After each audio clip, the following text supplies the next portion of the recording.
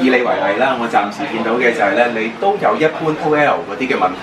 第一，你下巴有微微向前傾嘅傾向嚇，咁你又會見到嘅就係你嘅頭重心比起一般人嚟講有些少中前嚇。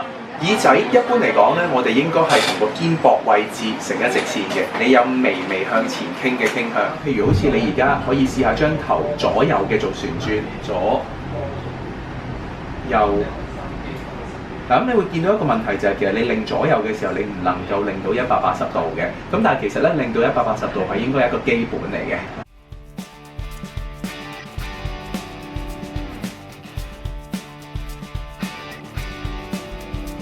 將隻手平放喺呢度，然之後我哋進行一個弓步。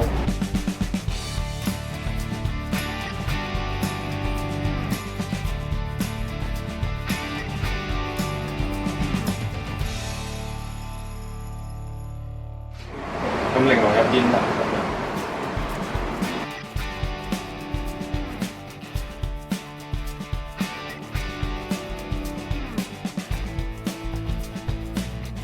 向外開。